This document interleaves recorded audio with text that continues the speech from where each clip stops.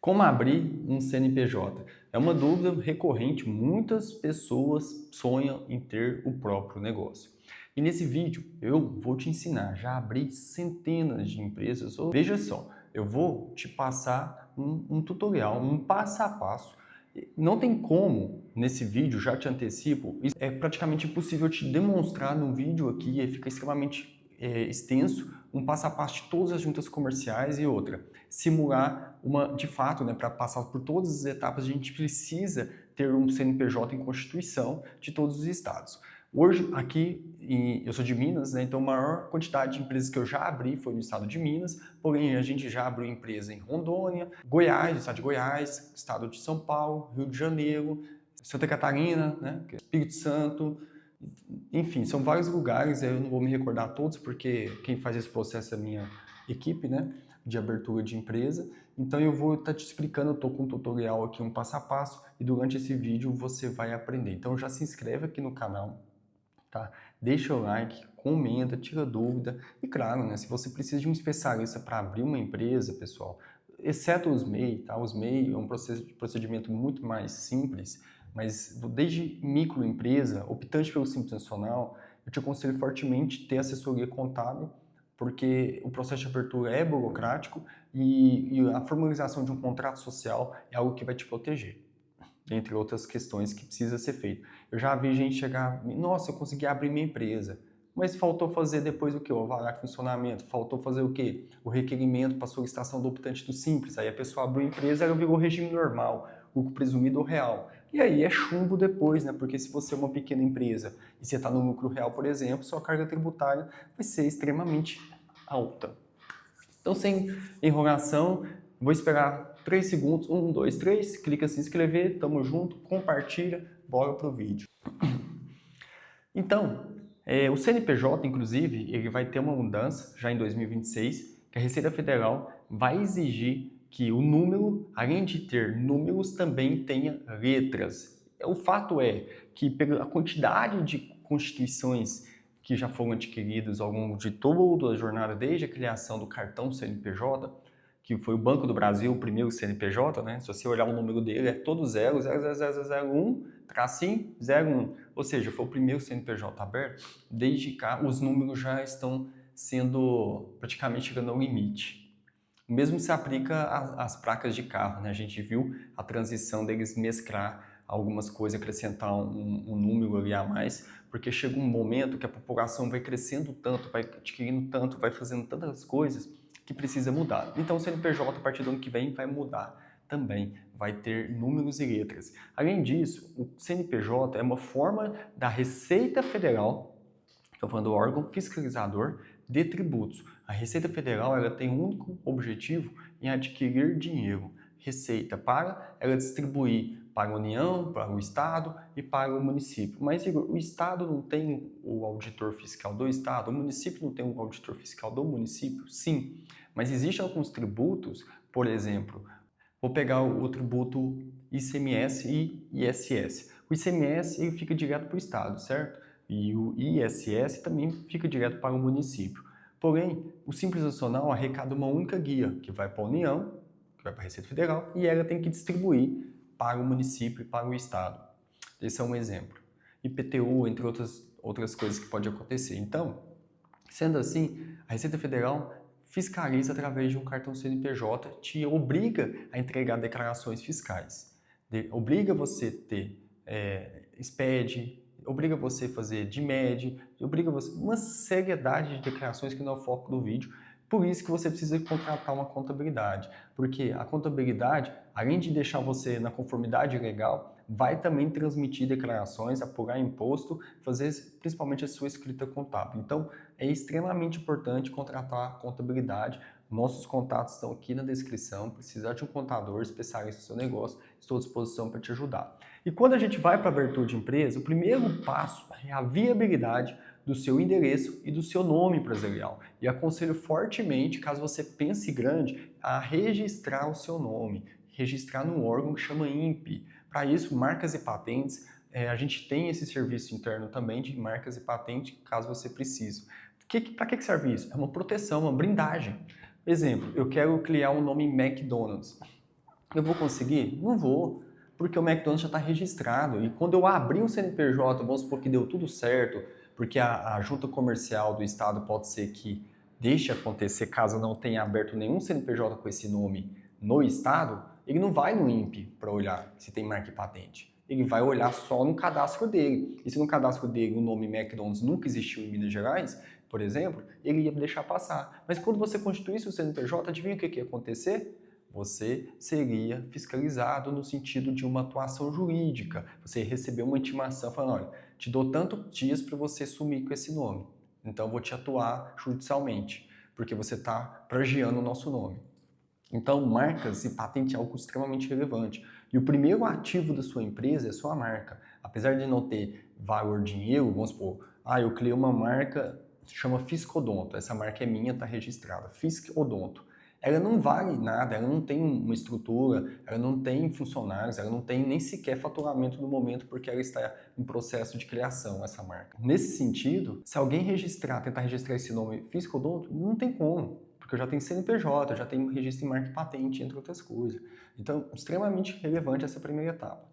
Definir o nome, aí sim a gente vai para o endereço. Será que esse município tem algum bloqueio? Exemplo, eu sou de Uberlândia, Tranco Mineiro. Aqui existe a lei de zoneamento. Significa que em certos bairros é proibido ter certas atividades comerciais, entende? Então não adianta eu tentar abrir uma empresa ali, porque a prefeitura vai barrar.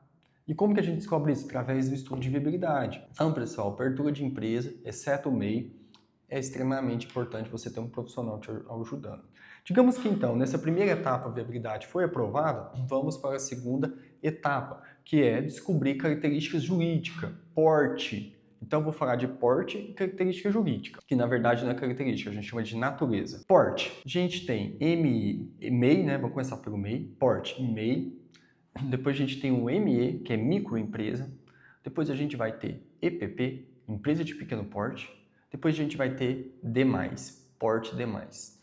Então, qual dessas três você se encaixa?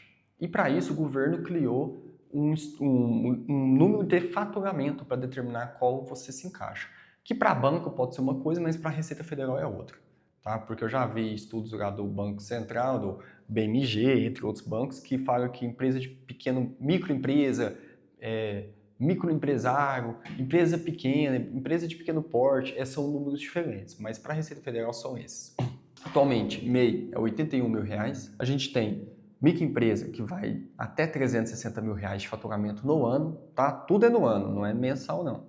Depois a gente tem EPP, que vai de 360 mil a 4,8 milhões no ano, e porte demais acima de 4,8 milhões. Eu vou pôr uma imagem aqui na tela do estudo do Sebrae, mostrando a quantidade de CNPJs que existe no Brasil para cada categoria, porte demais, ME, EPP e MEI. Você vai surpreender que o número é assim, de MEI, vamos pôr um gráfico horizontal, ele vai ficando menor até porte demais. Então, a grande maioria das empresas no Brasil são pequenas e médias empresas. Tá? A maioria.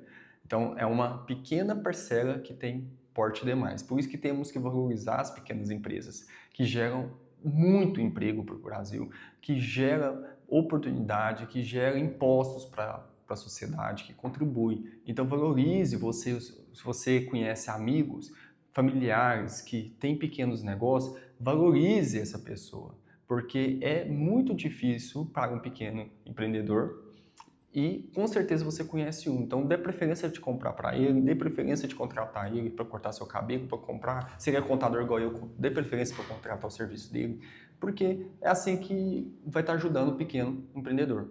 Tá? Valorize isso, porque de fato são poucos que sobrevivem, né? São poucos que passam de 10 anos de vida.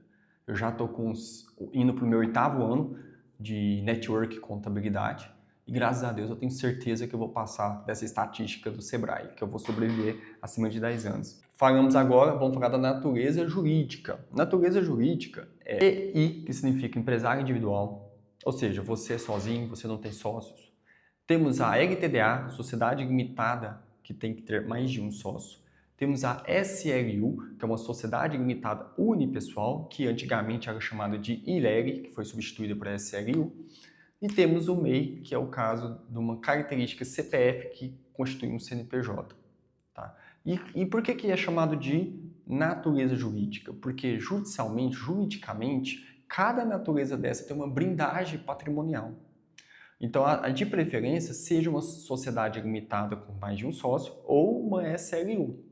Empresário individual e MEI, você, seu CNPJ e seu CPF, poderá ser responsabilizado. Já uma sociedade limitada limita ao CNPJ, ou seja, princípio de entidade, separa CPF do CNPJ. Regime tributário. Então, a gente tem o regime MEI, o regime simples, o regime lucro presumido e o regime lucro real. Qual desses você deve escolher? O regime MEI, como a gente falou, é aquele que fatura até R$81 mil. Existe pequenas, vamos supor assim, uma lista pequena de atividades que são permitidas ser MEI. Exemplo, não adianta você que é um psicólogo recém-formado, um dentista recém-formado, um contador, um advogado, um engenheiro, um médico, nenhuma profissão técnica que recém-formado, fisioterapeuta, e assim você entende, né?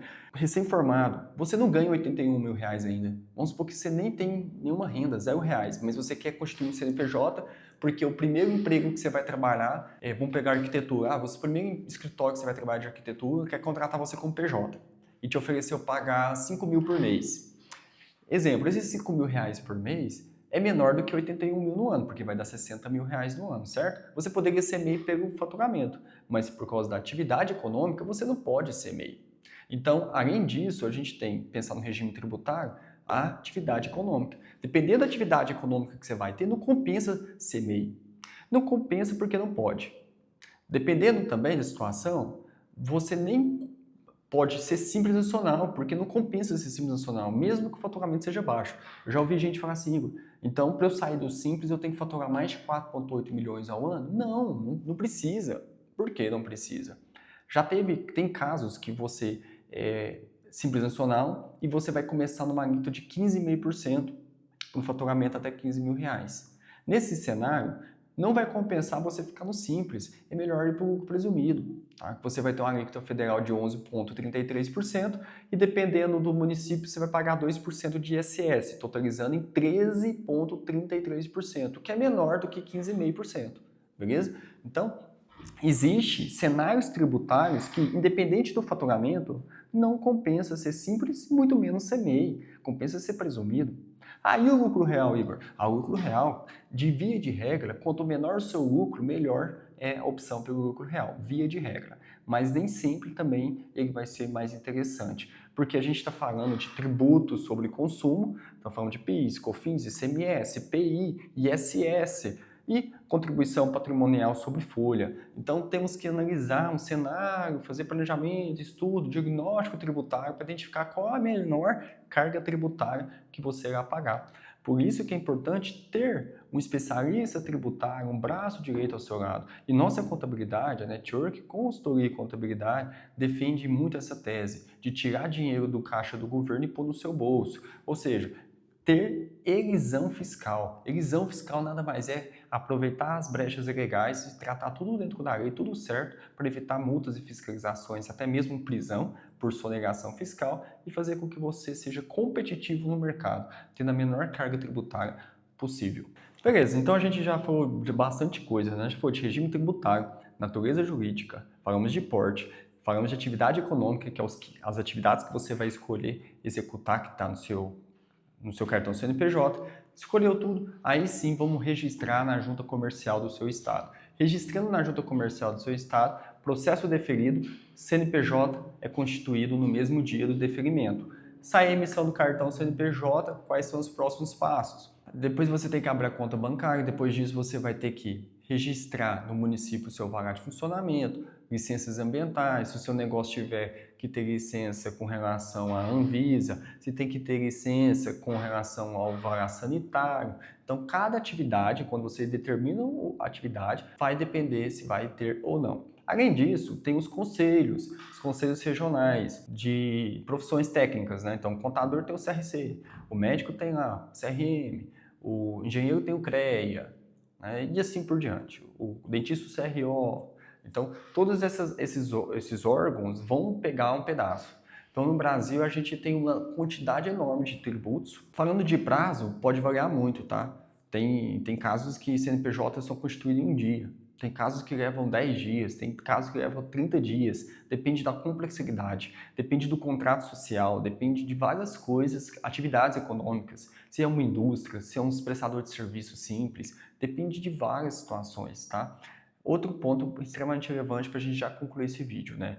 Olha, se inscreva, compartilha, comenta, deixa o like. É extremamente importante você, novamente eu repito isso, você ter uma assessoria contábil e, quiçá, uma assessoria até jurídica para contratos sociais, acordo de acionistas. Para isso a gente tem parceiros advogados para te ajudar. Ah, vou ter sócios, eu quero deixar tudo bonitinho, porque se eu vier a falecer, meus herdeiros, o herdeiro dele, minha esposa, a esposa dele, se divorciar, tudo isso é contrato, tá? Tudo isso é jurídico. É extremamente relevante. Se você tem cabeça de pensar grande, crescer seu negócio, ser um empresário de sucesso, você tem que pensar grande. Mesmo que hoje talvez você não tenha condições de fazer isso, mas futuramente faça, né, um contrato para te brindar. Então, é isso que eu gostaria de trazer nesse vídeo, é um vídeo extremamente relevante, extremamente importante para você que pensa em constituir, abrir um CNPJ, abrir uma empresa. Eu trouxe todos os pontos importantes de uma consultoria que eu estaria dando para você aqui, tirando todas as suas dúvidas, tá bom? Então, se inscreva porque tem vídeo toda semana e você não pode perder, não é mesmo? Até a próxima!